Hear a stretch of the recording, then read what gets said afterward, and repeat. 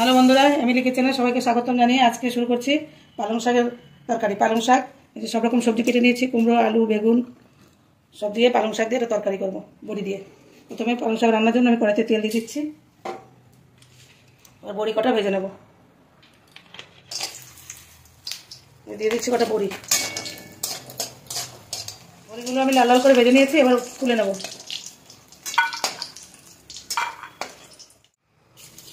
দিয়ে দিলাম পাঁচফোড়ন, লঙ্কা,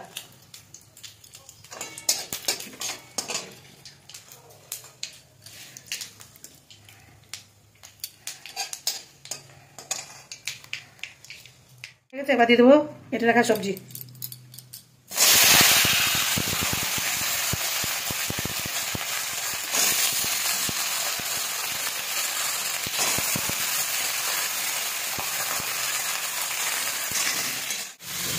এবার দিয়ে দিচ্ছি হলুদ গুঁড়ো, দিয়ে দিচ্ছি কাঁচা লঙ্কা চড়া,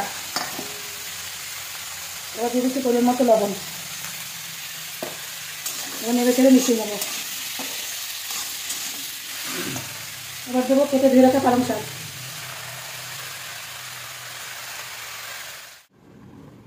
এবার ঢাকনাটা খুলে দেখি কেমন হয়েছে। পালং শাক থেকে জল বেরিয়েছে একটু, আমি কিন্তু একটু জল দেবো। শাকের জলেই সবজি সব সেদ্ধ হয়ে যাবে। আবার একটু রেখে দেবো, দেখি কেমন হয়েছে।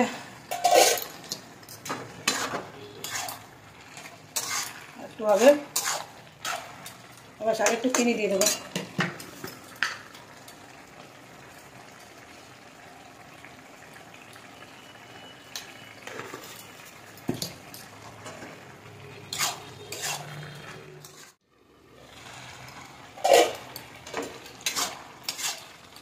পালং শাক হয়ে গেছে, এবার বড়ি দিয়ে দেবো, ভেজে রাখা বড়ি দিয়ে দেবো।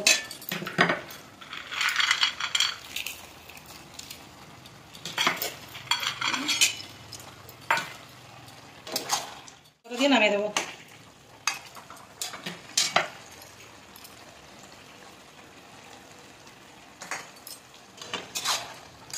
কোনো মশলা লাগলো না, খালি ধনেপাতা, নুন, হলুদ, কাঁচা লঙ্কা দিয়ে পালং শাকটা রান্না করে নিলাম। এভাবে পালং শাক রান্না করলে খুব ভালো লাগে খেতে। আপনারা ঘরে বানিয়ে খেয়ে দেখবেন। এবার নামিয়ে নেব। পালং শাক বড়ি দিয়ে রান্না হয়ে গেছে। এইভাবে পালং শাক রান্না করলে খেতে খুব ভালো লাগে।